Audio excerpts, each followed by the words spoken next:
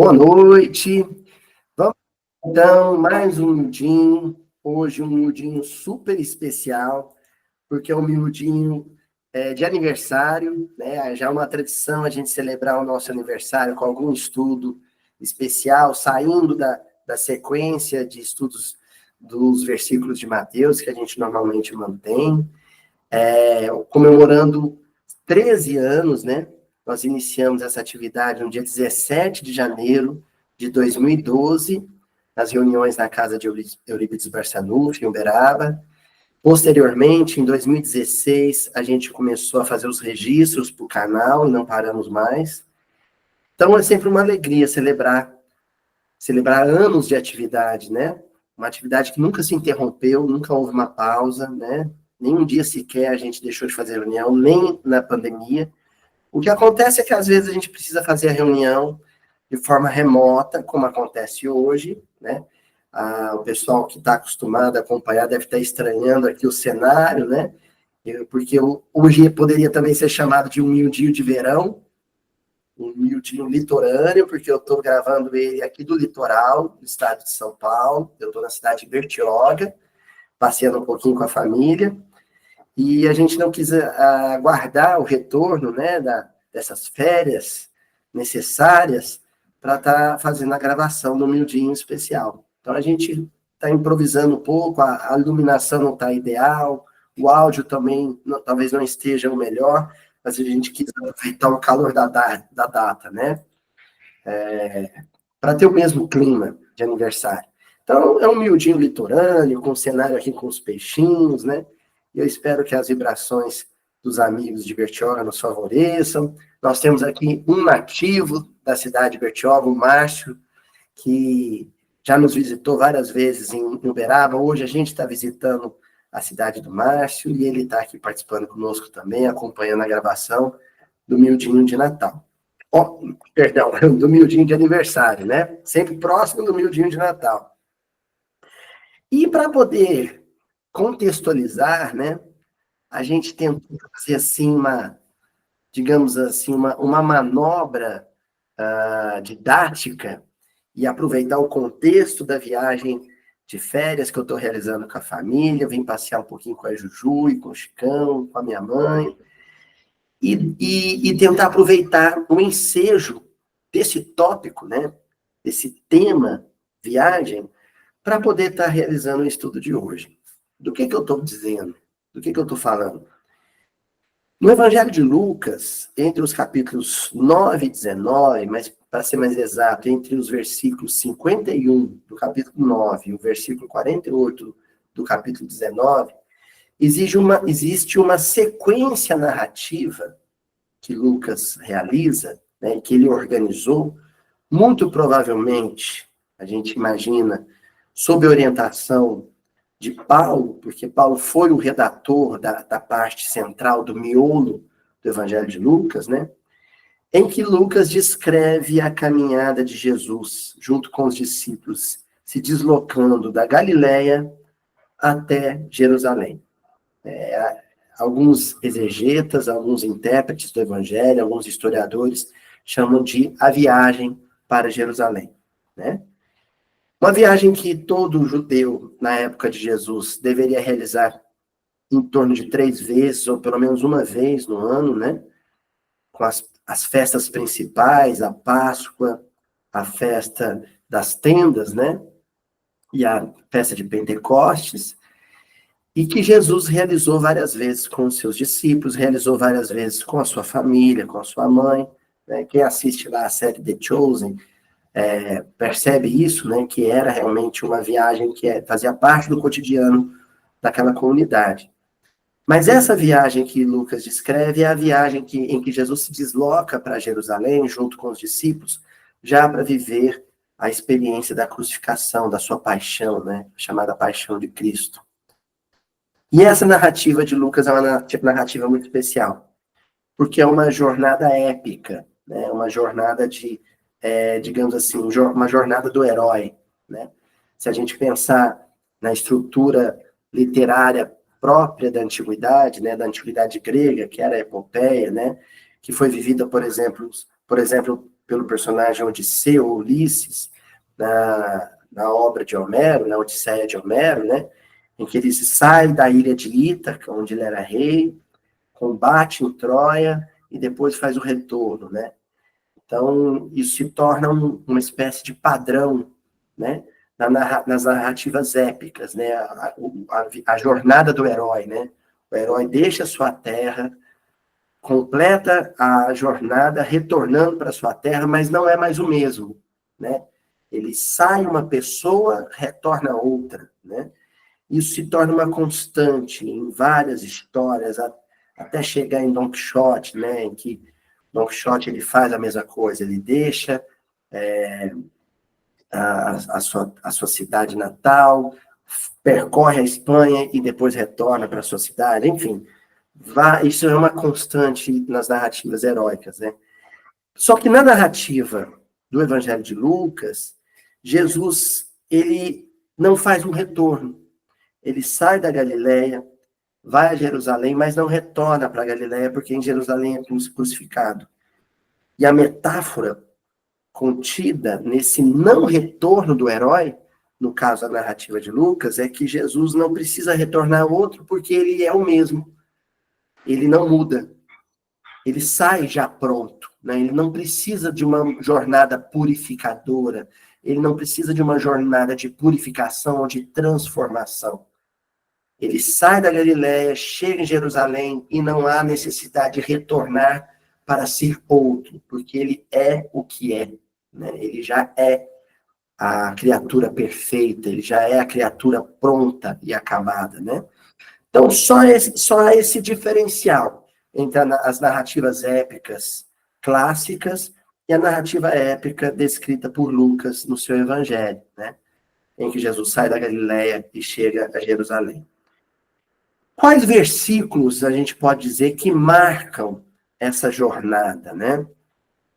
Eu destacaria aqui, muito embora a narrativa ela inicie com o versículo 51 do capítulo 9 e complete-se com o versículo 48 do capítulo 19, mas eu colocaria o versículo 37 do 19 como um marco em que a jornada de Jesus com os discípulos se completa, né?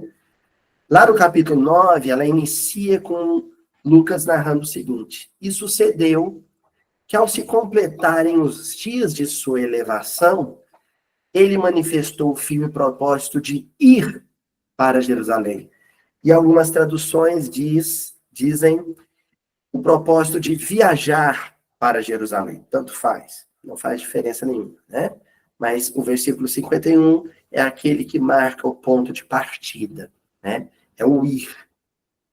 E o versículo 37, que é a entrada triunfante de Jesus em Jerusalém, né? Diga-se de passagem, é aquela entrada que marca o final da temporada 4 do The Chosen, né? E vai marcar o início da temporada 5 do The Chosen, né? Que é quando Jesus vai entrar em Jerusalém, né? Onde há o Domingo de Ramos, né? A aclamação popular e tudo mais. Eu destaco o versículo 37, em que Lucas diz assim: e quando já chegava perto da descida do Monte das Oliveiras, toda a multidão dos discípulos, regozijando-se, começou a dar louvores a Deus em alta voz por todas as maravilhas que tinham visto, né? E essas maravilhas fazendo referência aos episódios sucessivos, né? Os eventos sucessivos que marcam essa jornada, né? Que a narrativa de Lucas são episódios de cura, discursos, feitos e ações de Jesus que se sucedem desde a saída da Galileia até a chegada no Monte das Oliveiras, né? E ali se completa a jornada. São 2 versículos em que a gente destaca, então, para análise aqui, 2 palavrinhas, né? Ou a gente poderia dizer 2 partículas, né, que se conectam, né? O verbo ir, no primeiro versículo, né, Lucas 9:51, e o verbo chegar, no segundo versículo, que é Lucas 19:37. Né? Então, o partir e o chegar, né? O início da jornada, a conclusão da jornada. toda viagem se caracteriza por esse itinerário, né? O ponto de partida e o ponto de chegada. Correto, pessoal? A gente vai explorar essa metáfora. Porque a experiência humana, basicamente, é isso. A encarnação tem como marco primeiro, né? Primordial, o nascimento, e se completa com o leito de morte, o túmulo, o desencarne. Toda a nossa experiência na carne é uma grande jornada, é uma grande epopeia, é uma grande viagem. A ideia hoje era analisar isso, analisar o que se aprende ao longo da jornada, o que se pode viver e aprender com o vivido ao longo de uma jornada, ao longo de uma viagem. Esse era um projeto meu antes de viajar, né? Eu já sabia que eu ia gravar um miudinho aqui, e pensando no que poderia ser feito de diferente para marcar a data, para celebrar a data, me ocorreu então que eu poderia aproveitar a própria viagem, as próprias experiências vividas em viagem, uma viagem de férias, uma viagem familiar, uma viagem a passeio, uma viagem de descanso, para extrair elementos para o estudo de hoje. Então, eu fiz um compromisso com a espiritualidade, um compromisso comigo mesmo. Eu não tinha um estudo pronto, mas tudo que eu vivesse de mais marcante, saindo de Uberaba até chegar no litoral, eu anotaria como experiência oportuna para a formação do conteúdo desse estudo. Tá certo? E nós vamos começar a fazer isso agora. Né? Eu vou contar para vocês, vai ser um episódio hoje mais espontâneo, né? Não que não seja essa a marca do miudinho, a espontaneidade, né? Só que hoje mais espontâneo que todos, né? Eu vou mais ou menos contar para vocês o que se sucedeu com a família da Luiz Elias em viagem. Né? Eu já sabia que coisas iriam acontecer, e aconteceram, e digamos assim, foram experiências assim difíceis em alguns momentos, em que, se não fosse o propósito de montar um material para esse miudinho, eu poderia dizer que, nossa, férias frustradas, né? Mas não foram frustradas totalmente, porque eu tinha consciência que tudo que fosse vivido aqui seria material de estudo. Vou começar com um evento, né? Já nos preparativos da viagem, que me trouxe a lição, a sabedoria de que em tudo na vida, menos é mais. Guardem essa máxima, né? Eu separei os slides por tópicos e frases de efeito, frases de impacto. Menos é sempre mais. Pois bem, viajaríamos eu, minha mãe, minha esposa, Juju, e o meu filho, Chicão. 4 pessoas, para passarmos 7 dias no litoral. Não ficaríamos no hotel, o orçamento era curto, então alugamos um apartamento pequeno, com o propósito de cozinhar em casa para evitar os gastos com restaurantes, para fazermos uma certa economia, né? Chegamos a fazer uma comprinha de supermercado, né, e para poder viajar. Às vésperas da viagem é que eu me dei conta de que era muita bagagem para pouco carro, né? Eu tenho um carro popular, o menor carro da frota brasileira atualmente, né, um Kwid onde não caberia, mal caberia, aliás, a nossa bagagem de vestuário, né? Bagagem para todo mundo, porta-mala apertadinho, e ainda tendo que trazer sacola térmica, algumas coisas para cozinhar, enfim. A gente tinha um desafio. Né? Quem tem um Kwid, né? Seu Murilo, Dona Cíntia, sabe disso, né? É sempre um desafio, né? O Mobi, o Kwid, o Fiat Uno e carros da mesma categoria. Fazer caber muita coisa, uma família inteira, num carro muito pequeno. Pois bem, eu olhei para a Juju, ela olhou para mim e falou, e aí, como é que faz? Ah, vamos comprar um bagageiro, colocar um bagageiro de teto. Fomos para a internet e descobrimos que o bagageiro era caro, não tinha como comprar. O dinheiro que tinha já tinha ido embora no aluguel, na reserva do apartamento. E agora? Como é que vai fazer para caber tudo? Não faz, né? A ideia é essa. Você tem dois desafios. Ou você compra um carro maior, ou você reduz suas necessidades. E a gente não tinha condição de arrumar um carro maior, de alugar um carro maior, aquele era o que tinha. Então a gente tinha que se adaptar à nossa realidade. A realidade era um carro pequeno, um carro popular. E aí houve o exercício de se desfazer de necessidades. Tudo parecia necessário. Mas, de repente, a gente foi percebendo que nem tudo era necessário. Era possível reduzir a necessidade ao máximo. Estamos nós aqui, já passaram-se alguns dias, e a gente está descobrindo que muita coisa que a gente deixou em Uberaba não fez a menor falta. E estamos descobrindo, inclusive, Bernadette, que muita coisa que a gente fez caber no carro, em que a gente veio meio desajeitado para trazer, não precisava ter trazido. Estamos nós aqui, 3 adultos, uma criança, e com essa constatação de que é possível viver com bem menos coisas. Olha só, a gente tinha lá em casa uma parafernália de coisas. Para viajar, você já tem que reduzir bastante, né? Porque não dá para trazer a casa inteira. E ao constatar que não cabia no carro, a gente teve que se livrar de mais coisas. E ao chegar aqui, a gente descobriu que parte do que trouxemos não precisava ter vindo. Foi aí que me ocorreu, então, uma questão do Livro dos Espíritos, a questão 715, em que Kardec pergunta o seguinte para os espíritos: como pode o homem conhecer o limite do necessário? Pensa só, Márcio, como pode o homem conhecer o limite do necessário? Como é que a gente descobre o limite do necessário? O que realmente é necessário e o que não é? A resposta dos espíritos: aquele que é ponderado, perdão, aquele que é ponderado conhecer por intuição.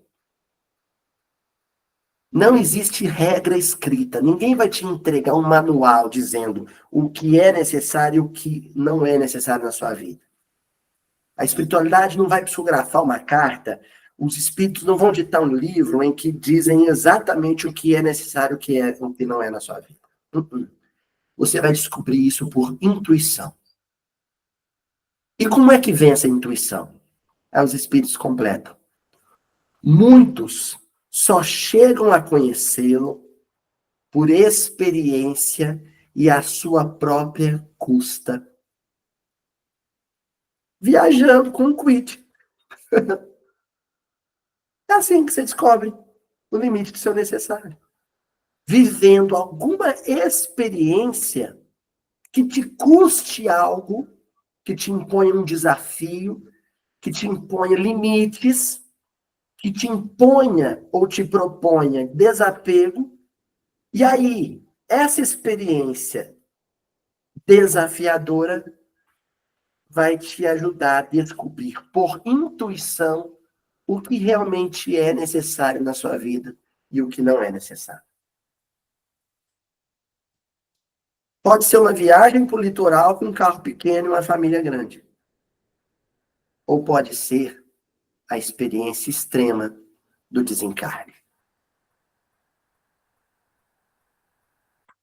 A viagem última. Porque se uma viagem para o litoral com um carro pequeno já é um desafio de desapego, o que não é a morte para nós? A morte do corpo físico. Quando não cabe mais nada. É quando você não pode levar mais nada. Mais nada.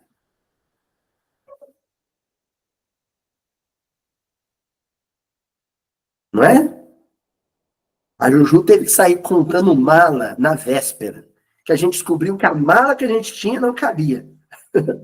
Ela teve que comprar uma outra mala menor, porque não cabia aquela. E quando você descobre que não dá para levar em nada, nem o corpo. Gente, Adriana? Aí é o desafio dos desafios. Aí, por intuição, e em função da experiência, você descobre que o que é necessário, de fato, é só os dons do Espírito. Aproveitemos essas experiências em que uma viagem simples nos propõe um desapego a coisas, a artefatos, a objetos. Lição número 1. São 7, viu, gente? Cabalisticamente, são 7 lições. Essa foi a lição número 1. Vamos para a lição número 2? Lição número 2. Escolhas erradas. Ao longo da jornada, ao longo da epopeia, escolhas erradas podem ser feitas, né? Bom, viajamos nós e chegamos em Campinas. A gente precisava trocar uma prancha, porque o Chicão queria virar surfista. Mas aí eu tinha um problema. Ele queria, pai, é uma pranchinha assim, ó, que a gente deita em cima e surfa, pai. É uma prancha de, acho que é bodyboard que fala, né? Ele queria uma prancha dessa. Só que como é que eu ponho uma prancha dessa dentro do quid, do carrinho minúsculo? Não tinha jeito, né? Aí veio a ideia de uma prancha inflável. Ah, assim, a gente comprou uma prancha inflável e ela dobrar, ela cabe dentro do carro. Só que a prancha que a gente conseguiu não era para o peso dele. Ah, tem que trocar a prancha. Vamos passar em Campinas, na loja em Campinas, que aí lá na loja em Campinas a gente consegue trocar, porque lá tem a prancha para o peso dele. Passamos, pegamos, né? Saímos da Anhanguera, pegamos a Dom Pedro, a loja ficava logo na rodovia, paramos a Dom Pedro, e aí veio uma dúvida, né? Porque no caminho eu descobri que a gente tinha duas possibilidades, ou poderíamos entrar pela Imigrantes, no litoral pela Imigrantes, né? Seguindo, passando por São Paulo, ou pelo meio de São Paulo, ou pelo Rodoanel, né? Mário Covas, ou descer pela rodovia, o caminho mais rápido, né? O Márcio sabe bem disso, que é descer pela a famosa rodovia Mogi-Bertioga, né? Então, a gente estava em Campinas, Márcio, a gente tinha duas possibilidades. Ou a gente saía da Dom Pedro, né? Pegava a Dutra, seguia até São Paulo, ou a gente descia por Mogi das Cruzes, né? Passando de Mogi das Cruzes, uma estrada sinuosa, no meio da Serra do Mar, até Bertioga.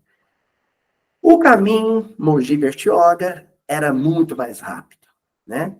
Se a gente pegasse ele de Mogi das Cruzes até Bertioga, ia dar menos de 1 hora.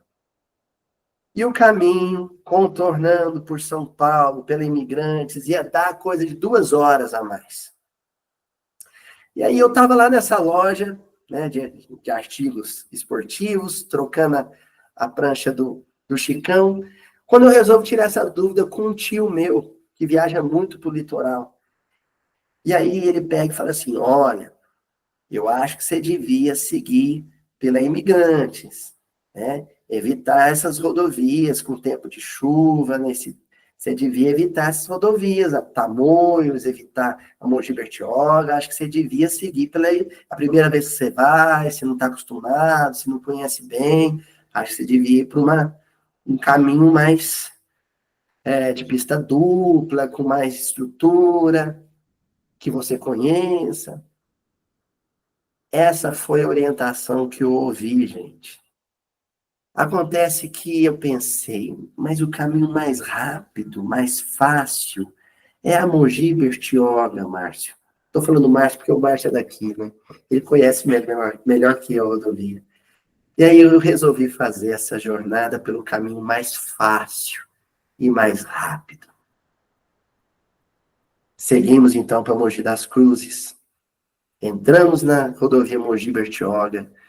Foi quando descobrimos que a rodovia estava interditada com o sistema pare e siga.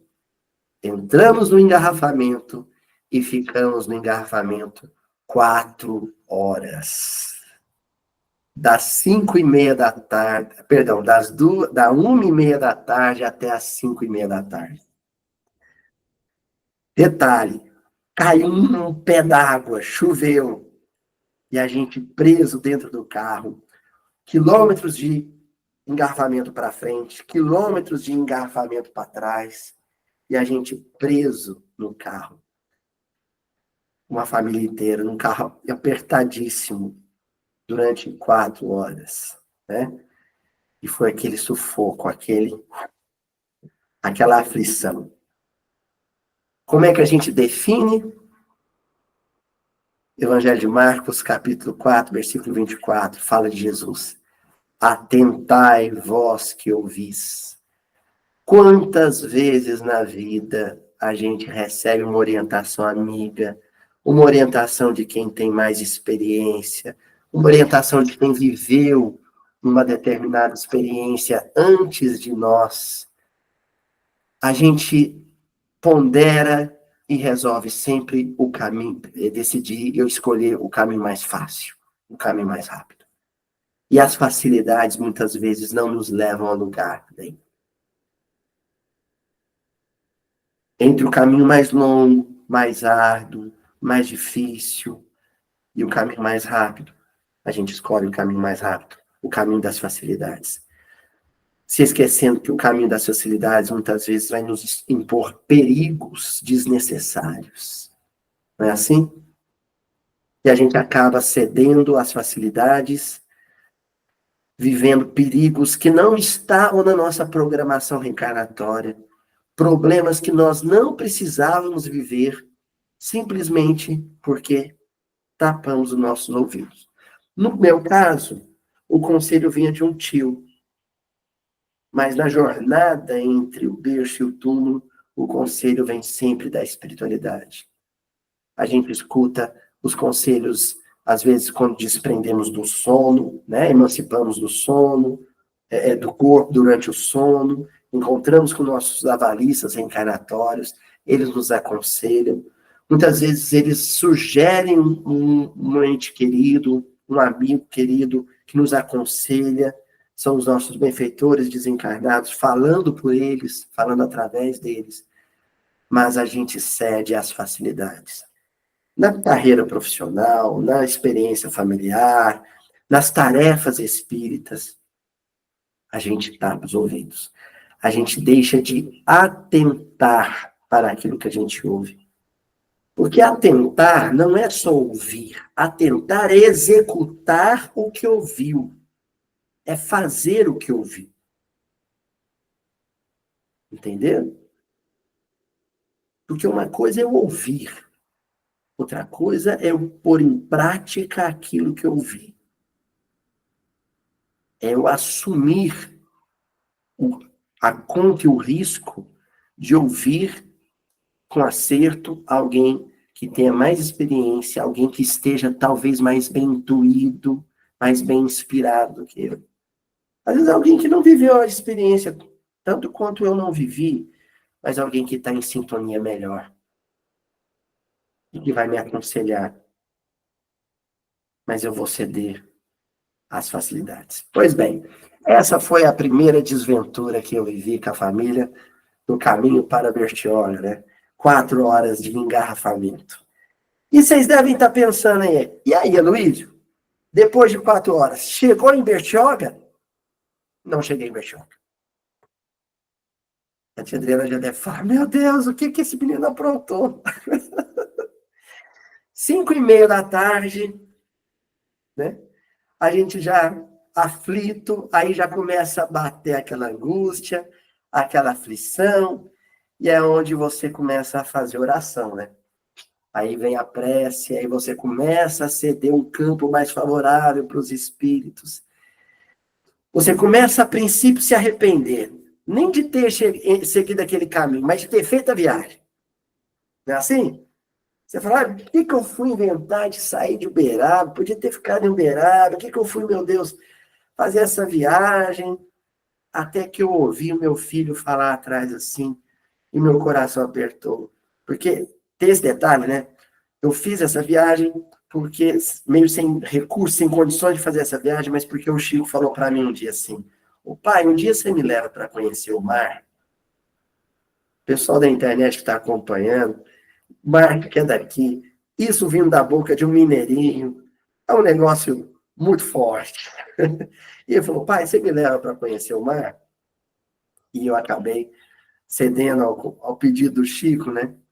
E a gente fazendo a viagem, mas a essa altura eu já estava, ai meu Deus, o que eu vim fazer aqui? Até que o Chico atrás diz assim: "Pai, me desculpa, a gente está passando por isso porque eu te pedi para conhecer o mar, né, pai?" Aí veio o nó na garganta, aquela vontade de chorar, falar, eu não posso deixar o Chico achar que o pedido dele está sendo um fardo, né? E comecei a fazer um esforço mental para sair daquela faixa. Em prece, botei uma música, a música ajuda a gente a mudar de plano, né? Mudar de patamar vibratório. E com algum esforço íntimo eu consegui sair daquele clima. E aí comecei a perceber que o bem poderia se manifestar em tudo. Conforme a gente percebe na carta de Pedro, né? Na segunda carta de Pedro, capítulo 2, versículo 14, né? Eles têm os olhos cheios de adultério. Na verdade, o problema não era a circunstância, o problema era o meu olhar. E o olhar de todo mundo que estava naquele engarrafamento, né? Eu percebia, olhando o retrovisor, olhando o carro da frente, que o pessoal ficava impaciente, reclamava, né, gesticulava, estava aquele clima pesado. Imagina, gente, a vibração de um engarrafamento. Vocês já pararam para pensar nisso? Pessoal que mora em grandes cidades, em São Paulo, em Belo Horizonte, o que é a vibração das pessoas no engarrafamento? O clima de impaciência, de irritação, de frustração. E eu entrei naquele clima negativo e estava impaciente do mesmo jeito. Mas quando eu fiz um pequeno esforço de oração, motivado pela frase do Chico, a frase do meu filho, aí eu comecei a sair daquele clima e falar, meu Deus, o problema é o olhar de todos nós. Como nós enxergamos para essa situação? Pelo seguinte, consultando pela internet, eu descobri que a pista estava interrompida porque uma árvore da serra tinha caído na rodovia. Por causa das chuvas, né? Uma árvore da serra caiu, tombou e interrompeu parte da rodovia. E na hora que eu fiquei sabendo disso, eu comecei a pensar, a refletir, e uma sugestão feliz me veio assim no ouvido. Se uma árvore caiu nessa rodovia, isso aconteceu apenas por uma razão. A Mata Atlântica ainda existe. A Serra do Mar ainda está de pé.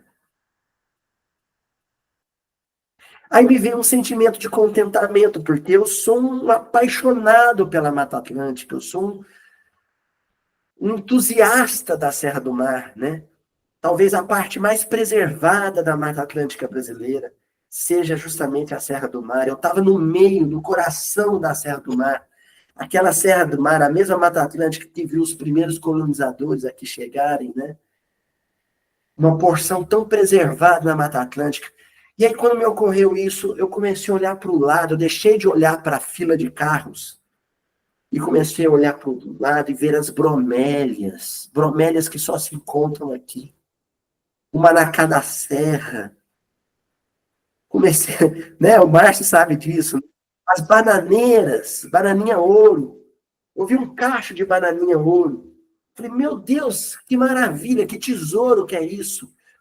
Que bom que essa árvore caiu, porque se ela caiu, é sinal que ela estava de pé. É sinal que ainda existem árvores, que eu estou ladeado, né, margeado por árvores dos dois lados. E aquele pensamento começou a mudar o clima do carro. Começou a mudar, eu mudei a atmosfera, eu mudei o padrão vibratório, mudou o padrão vibratório da minha mãe, mudou o padrão vibratório da Juju, o Chiquinho começou a adormecer, o que para uma criança é mais fácil, viver um engarrafamento dormindo é mais fácil. Ele começou a adormecer, E a espiritualidade encontrou, então, ali campo para sugerir algo de novo, né?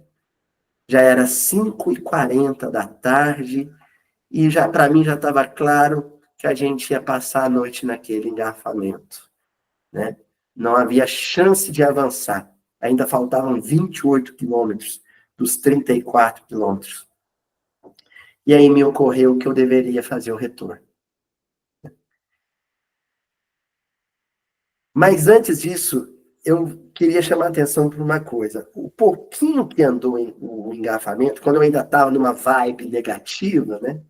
O pouquinho que andou em engarrafamento, sempre que andava um pouquinho, um pessoal saía da fila e entrava e começava a descer pelo acostamento, furando a fila, né? O que dificultava, né? Porque era o sistema pare e siga.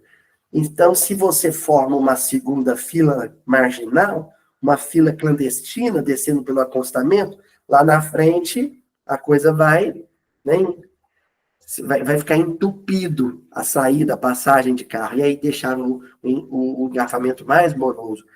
E é claro, aquilo te deixa indignado, né? Porque tá todo mundo ali na fila, e aí o sujeito sai da fila, entra pelo acostamento e depois tenta voltar para a fila. Ou seja, furando a fila, né? E aquilo ia deixando a gente meio indignado. Até que a minha mãe, ela disse para mim assim: meu filho, não fique indignado, não, pelo seguinte: esse pessoal que está saindo pelo acostamento é minoria. Eles são poucos. A maioria está na fila. Olha que lindo. E aí me ocorreu isso. Na fila, respeitando a fila, tinha centenas de carros. Um do lado do outro, um na frente do outro. Passando pelo acostamento, ou seja, trapaceando, tinha uns 10 carros só. Os homens são predominantemente bons. Os bons são a maioria. Aqueles que respeitavam ordeiramente a fila eram a maioria. Os trapaceiros eram a minoria. Mais um versículo, portanto, da carta de Pedro, né? A primeira carta de Pedro, capítulo 3, versículo 17. Porque melhor é que padeçais fazendo bem, se a vontade de Deus assim o quer, do que fazendo mal. Melhor era ficar na fila, sofrendo com engarrafamento, do que sair da fila pelo acostamento e trapacear e tentar furar a fila. E aqueles que pensavam assim eram a maioria.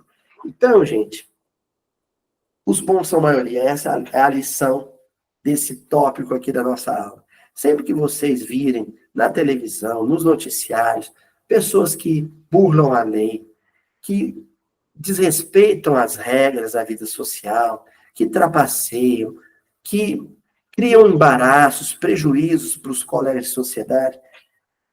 Pensem na maioria que não faz isso. É a maioria. Aquele engarrafamento me ensinou isso. Porque na fila tinham centenas, trapaceando eram dezenas. Então, os que respeitavam o seu semelhante eram a maioria. Tá bom? Retornamos, então? Sim, retornamos, porque é sempre possível mudar de rota. E essa é talvez a lição mais importante da nossa reunião de hoje. Né? É sempre possível fazer um percurso diferente, né? Conforme Paulo nos ensina na carta aos Romanos, capítulo 6, versículo 4. Assim também, andemos nós em novidade de vida. A novidade é fazer diferente. Eu estava ali mantendo um curso, assim como os outros, e de repente eu resolvi fazer diferente dos outros, andar na contramão. Né? Eu acho que eu já comentei aqui, em alguma ocasião, né, sobre a abertura da série The Chosen, né? Os peixinhos que seguem no sentido, né? Os peixinhos cinza, da cor cinza, seguindo um sentido, e aí alguns poucos peixinhos, né? Eu já contei 12 peixinhos seguindo na contramão, os peixinhos azuis, seguindo o caminho contrário. É a novidade, né? Então, em um dado momento, eu pensei, porque havia aberto o campo vibratório para isso, favorecido a sugestão dos bons espíritos, me ocorreu assim: não dá para insistir, eu não vou brigar com o trânsito, brigar com a realidade, né? Já está anoitecendo, eu tenho uma senhora idosa no carro, eu tenho uma criança pequena no carro, eu tenho que retornar e me hospedar em Mogi das Cruzes e tentar completar a jornada no dia seguinte. Então eu saí da rodovia, fiz o contorno e voltei na pista contrária. E fui me hospedar em Mogi das Cruzes. Arrumei um hotelzinho, lá pernoitei, no outro dia eu amanheci e continuei a jornada. Por outra rota. Aí eu fiz a rota que meu tio havia sugerido. Eu segui pela rodovia Imigrantes. Qual a metáfora contida nisso? Sempre que a gente está seguindo um caminho por teimosia que não vai nos levar a lugar nenhum na vida, seja na carreira profissional, seja na experiência familiar, seja na experiência religiosa, na experiência social, seja no cuidado com o próprio corpo, com o próprio espírito. Se eu estou seguindo um caminho que não vai me levar a lugar nenhum, sempre há tempo de mudar de rota, de fazer diferente. Há sempre a possibilidade daquilo que Paulo está chamando de uma novidade de vida. Se tomar um outro rumo, um outro sentido, fazer uma conversão e adotar aquela rota que antes uma alma amiga, um espírito bondoso havia me sugerido, que eu havia fechado os ouvidos, tapado os ouvidos para aquela sugestão. Segui um caminho que não era o mais feliz, mas é sempre possível fazer o retorno e retomar a rota original. Certo? Pois bem, chegamos em Bertioga, né? Fizemos o retorno, seguimos pela rodovia Imigrantes, chegamos até Bertioga, cidade linda, maravilhosa, né? Um litoral belíssimo, pegamos um sol claro, né? O Chicão conheceu o mar, tivemos um primeiro dia aqui de praia, voltamos para o apartamento, adormecemos e no dia seguinte o Chico, meu menino, amanhece doentinho. É claro, né? Viemos para o litoral. Em 2024, litoral paulista, o que aconteceu? Virose. É lógico que pegamos uma virose. E aí o meu companheiro Márcio, que aqui está acompanhando isso, porque a primeira coisa que eu fiz foi ligar para o Márcio. Márcio, me socorre! Um hospital, um pronto atendimento, onde é que eu vou com meu filho? Né? E o Chico com vômito, com diarreia, passando mal. E aquele Deus nos acuda, né? Só o Chico? Não. O Chico melhora um pouquinho. Aí eu tenho virose, ainda estou com virose. Minha mãe também adoece. Até por enquanto, até agora, só a Juju que ainda não adoeceu, né? E aí veio o aprendizado, né? Primeiro impulso é pensar, poxa vida, eu trabalhei o ano inteiro, né? Fiz esse passeio quase que por ordens médicas, né? Precisava desse descanso. Meu filho pediu para conhecer o mar, eu vim, trouxe ele, e agora a gente vai ter que ficar em casa com virose. E aí quando você começa a se perguntar, por que eu estou vivendo isso, meu Deus? Por que o Senhor não deixou eu descansar um pouquinho com a minha família, né? Foi quando me ocorreu, é verdade, agora que eu lembrei, eu estou fazendo essa viagem para coletar elementos de experiência que me sirvam para a montagem de um miudinho especial de aniversário. A essa altura eu já tinha vários elementos anotados. Esse deveria ser mais um elemento. Um aprendizado sobre as dificuldades. E que aprendizado é esse? Deus não vai nos livrar das dificuldades. Deus não iria me livrar de uma virose familiar no litoral paulista por uma razão simples. Muitos outros tiveram a mesma virose, muitos outros estão com a mesma virose. Por que eu deveria ser diferente? O que eu tenho de especial que eu não possa viver aquilo que outras tantas famílias nesse exato momento estão vivendo? E aí a gente pensa, né, gente? Esse aprendizado vale para uma virose simples, que é 1 ou 2 dias de gastroenterite, mas isso vale também para um câncer, não é? Quantas outras famílias estão vivendo uma experiência com câncer? Por que a minha família não viveria? O que eu tenho de diferente de tantas outras famílias que trabalharam o ano inteiro e vieram descansar no litoral paulista? Se há um surto de virose, o que é muito natural também, onde há aglomeração de pessoas. Bom, estamos vivendo então essa dificuldade? Estamos vivendo uma virose em família? Deus dá a dificuldade, mas também dá os meios para atravessar a dificuldade da melhor forma possível. E aí esse aprendizado a gente tem numa lição de Emmanuel, no livro Palavra de Vida Eterna, capítulo 56, Jesus e Dificuldade. Olha aqui o que o Emmanuel vai dizer. Jesus nunca prometeu aos discípulos qualquer isenção de dificuldades, mas com frequência reclamava-lhes o coração para a confiança. Olha só como Deus é bom. 3 adultos, uma criança. O primeiro a ter a manifestação da virose foi a criança. Por quê? Porque é aquela que reclamaria mais cuidados. E poderia contar, portanto, com 3 adultos saudáveis para cuidar dela. Acaba a virose da criança. Ela entra em remissão. Aí vem a virose dos outros 2 mais velhos. A minha mãe, uma idosa, e eu, que sou mais velho e tenho um histórico de doenças intestinais. Ficou saudável quem? A mais jovem e que não tinha histórico de doenças intestinais. A Juju. Adoeceu primeiro, eu e minha mãe. Ela cuidou de mim, da minha mãe, agora a gente está sarando. Estamos rezando para a Juju não ter nada, né? Até a conclusão dessa viagem. Dou notícia no próximo miudinho, se a Juju teve ou não virose também, né? Talvez ela tenha. Mas, de qualquer forma, olha só como se estruturou, né? Como a gente viveu a mesma experiência, mas com um arranjo, uma organização, né? Digamos assim, foi um caos organizado, uma virose organizada. Primeiro adoeceu a criancinha, precisaria de mais cuidados, de mais pessoas cuidando dela. Depois os 2 mais velhos. E, por último, saudável permanece aquela que tinha condição de cuidar de todos. Sempre vai ser assim, gente. Deus não vai privar a gente de uma dificuldade. Deus não vai poupar nenhum discípulo, nenhum servo do evangelho de passar por algum perrengue ou passar por alguma prova dura. Mas a espiritualidade vai sim organizar a nossa vida de maneira em que um possa cuidar do outro durante a dificuldade. Não é assim, Helena?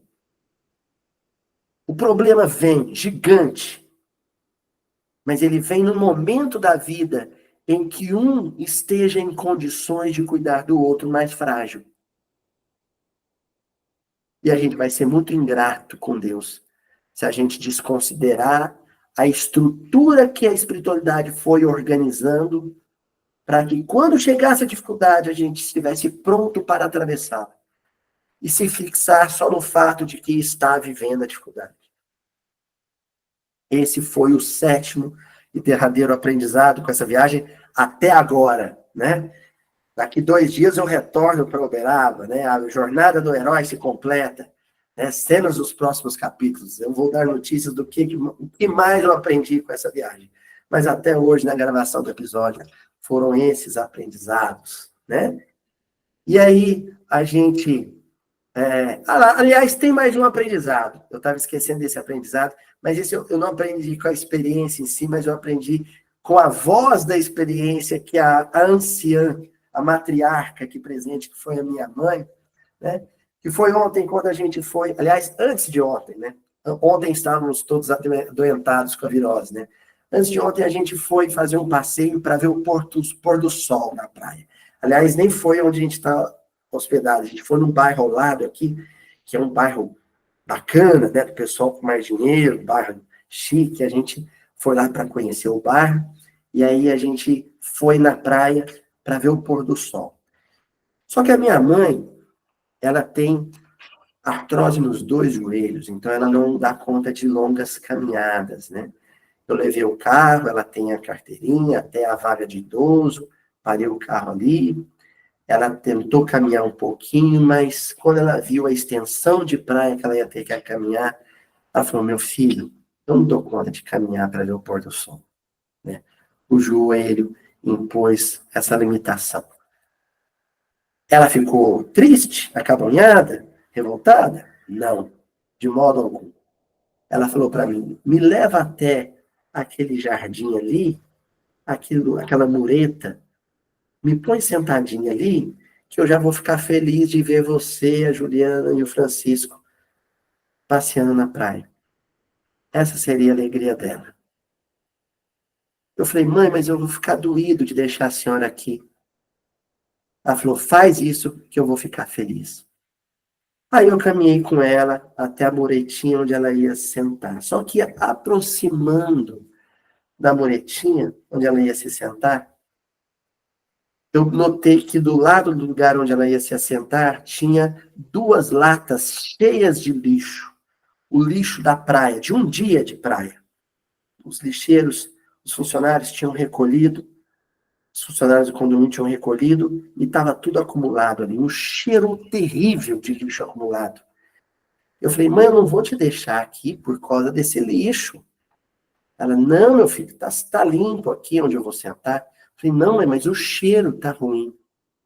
Ela virou para mim, a anciã, a matriarca dessa viagem, e falou assim, o cheiro tá ruim, mas quem vai recolher o lixo não vai ter que sentir o mesmo cheiro? Eu não sou melhor que essa pessoa. Somos todos iguais, né? E no Evangelho, segundo o Espiritismo, no capítulo 7º, item 11, o orgulho e a humildade, aliás, escrevi errado, humildade, humildade, a lição diz assim, sem humildade, podeis ser caridosos com o vosso próximo? Oh, não, pois que este sentimento nivela os homens. Essa foi a derradeira lição. O sentimento que nivela os homens. A minha mãe se sentiu confortável em sentar naquele lugar porque ela não se sentia melhor do que o moço que ia ter que recolher o lixo e colocar no caminhão de lixo. Se o outro podia sentir o cheiro daquele lixo para recolhê-lo, por que ela não podia sentir o cheiro? Esse sentimento que nos nivela em relação ao outro, em que a gente não se sente melhor que ninguém, é a mais genuína humildade. E é o ponto de partida de qualquer gesto de caridade.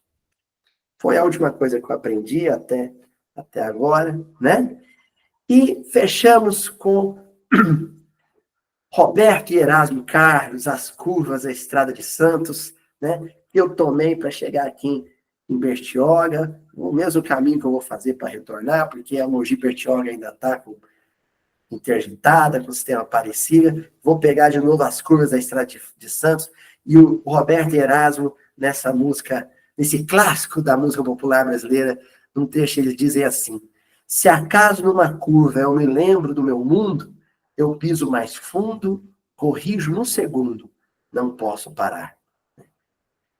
Se a gente pensar que a existência do berço ao túmulo é o sistema Anchieta Imigrantes, né? São as curvas da Estrada de Santos, a gente tem que considerar que o principal item a ser levado na bagagem durante a jornada é a atenção. Descendo a Serra do Mar, descendo para o litoral de São Paulo, quem vem do interior, quem vem da capital, não pode perder a atenção. Se em algum momento das curvas você lembra do seu mundo, ou seja, você mergulha a mente nas asperezas e nas superficialidades do mundo íntimo, você corre risco de se desgovernar e sair da pista. Mas se isso acontecer, você pisa mais fundo, corrige a rota, porque também parar a gente não pode. Estacionar a gente não pode também.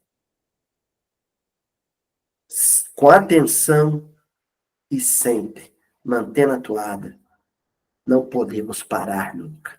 Aprendemos com a estrada, né? E cada lição da estrada é como se fosse uma placa de sinalização, né? Dizendo, vira para cá, vira para lá, curva sinuosa à direita, curva sinuosa à esquerda, reduz a velocidade, use o freio motor, não é assim? Não há placas de sinalização?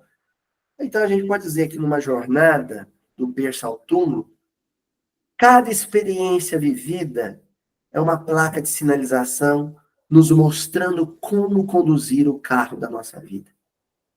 Tá certo? Esse foi o nosso miudinho especial de verão, de litoral, nosso miudinho especial de aniversário, 13 anos de miudinho. Agradeço demais o pessoal que frequenta a reunião ao vivo, que está sempre presente no salão com a gente. Alguns já desencarnaram, continuam nos acompanhando, com a minha avó, tia Zilda, tia Helena, dona Rosa e tantos outros que já partiram, né? Meu amigo Arlindo, aqueles que estavam na primeira reunião, alguns que estão ainda frequentando, estavam desde a primeira reunião, o Tonzinho, Euridice, a minha mãe, alguns que chegaram depois, para trazer muito afeto para a gente, né? Os companheiros da internet, alguns que estão acompanhando desde 2016, desde a primeira publicação, acompanhando conosco, 13 anos de trabalho. A gente agradece a Jesus, agradece ao senhor Honório Abreu, que nos inspira, nos orienta, e que a gente possa continuar aqui na próxima semana, seguindo com o nosso estudo do Evangelho de Mateus. Gente, beijão para todo mundo, aqui de Bertioga. Até a semana que vem, já em Uberaba.